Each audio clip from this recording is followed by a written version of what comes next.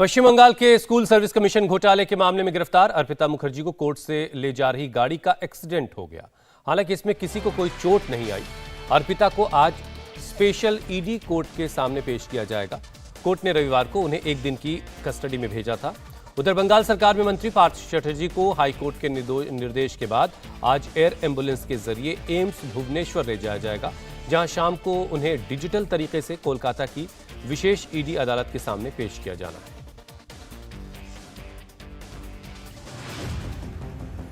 इसी गाड़ी में अर्पिता बनर्जी को कोर्ट से ईडी के दफ्तर लाया जा रहा था, लेकिन तभी काफिले के बीच में दूसरी गाड़ी आ गई और उसकी टक्कर उसी कार से हुई जिसमें अर्पिता सवार थी। एक पल के लिए इस खबर ने सबको चौंका दिया। सवाल खड़े होने लगे कि क्या अर्पिता की जान को खतरा है, क्योंकि जिस हाई प्रोफाइल घोटाले में अर्पिता गिरफ्तार है उसकी आज ममता बनर्जी के मंत्रिमंडल तक पहुंच चुकी है। ईडी को अर्पिता की एक दिन की रिमांड मिली है। इस दौरान उससे पूछताछ की जा रही है। वहीं बंगाल स्कूल सेवा आयोग की भर्ती घोटाले में गिरफ्तार ममता बनर्जी के मंत्री को दोहरा झटका लगा है। कोलकाता हाईकोर्ट के आदेश पर आज पार्थ चटर्जी को एयर एम्बुलेंस से एम्स भुवनेश्वर ले जाया जा रहा है। पार्थ ने गिरफ्तारी के बाद तबीयत खराब होने की बात कही थी। ईडी ने कोर्ट में गुहार लगाई तो पार्थ को भुवनेश्वर ले जाने का आदेश जारी हुआ। कोर्ट ने मंत्री जी की तबीयत को लेकर एम्स से रिपोर्ट देने को भी कहा है। इस बीच एक और चौंकाने वाला खुलासा हुआ है।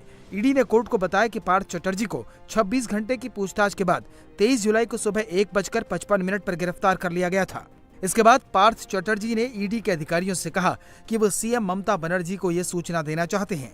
ईडी के मुताबिक पार्थ चटर्जी ने ममता बनर्जी को पहला फोन तड़के सुबह 2:31, दूसरा 2:33 और तीसरा फोन 3:37 पर किया। इसके बाद सुबह 9:35 पर चौथी बार फोन किया, लेकिन ममता बनर्जी ने किसी भी कॉल का जवाब नहीं दिया। जांच शुरू हो गई है। अर्पिता से पूछताछ चल रही है। अब सबके मन में एक ही सवाल है, बंगाल के मंत्री पार्थ चटर्जी के करीबी अभिनेत्री अर्पिता मुखर्जी के घर मिले नोट का राज क्या है। हर कोई यही जानना चाहता है कि अर्पिता ने ईडी की पूछताछ में और क्या क्या खुलासे किए।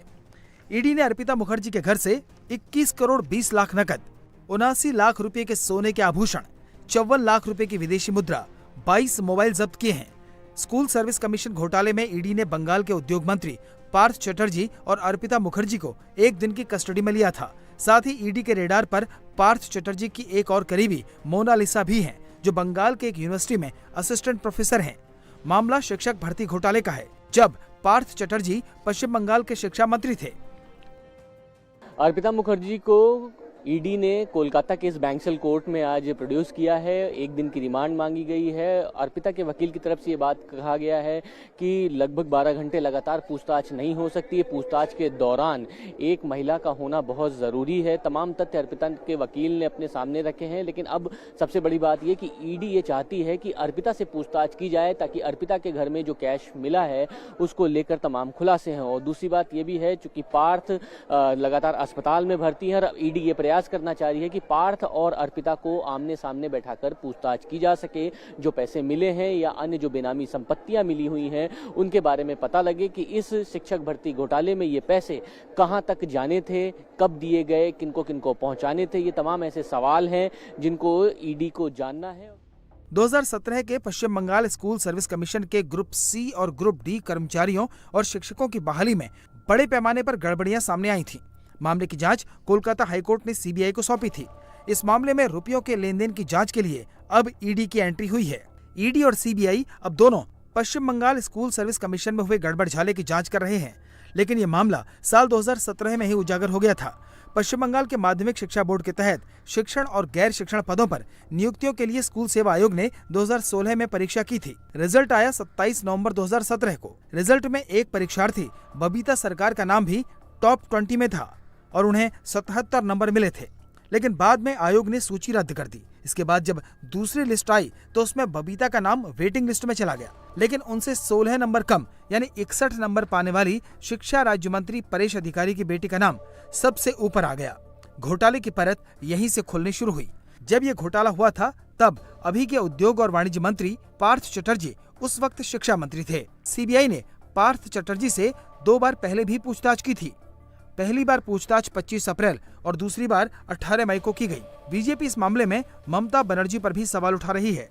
कई वर्षों तक ये घोटाला बंगाल में चलता रहा।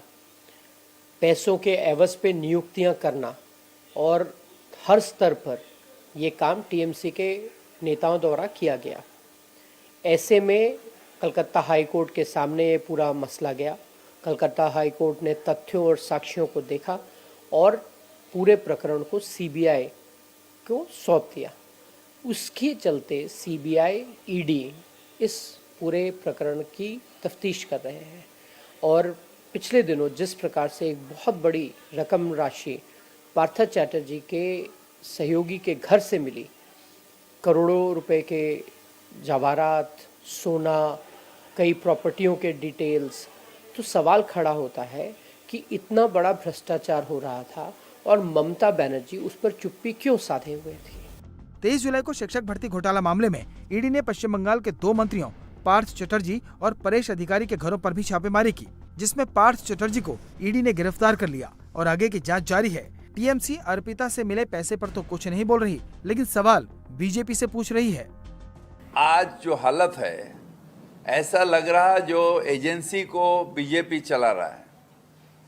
ईडी अगर इन्वेस्टिगेशन करेगा, ईडी का बयान चाहिए। ईडी बोल सकता है जो क्या इन्वेस्टिगेशन में मिला नहीं मिला।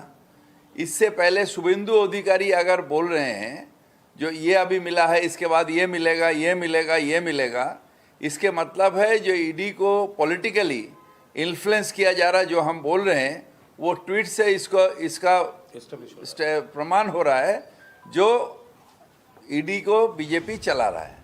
टीएमसी कुछ भी कहे, शिक्षक भर्ती घोटाले के जांच के आदेश तो हाईकोर्ट के हैं। ईडी तो पैसों की जांच कर रही है और पैसा अर्पिता मुखर्जी के घर से मिला है और अर्पिता पार्थ चटर्जी की बेहद करीबी हैं, तो सवाल तो उठेंगे ही। इंडिया टीवी हर वक्त हर जगह डाउनलोड करने के लिए सर्च करें India TV news Google play store या ऐप स्टोर पर।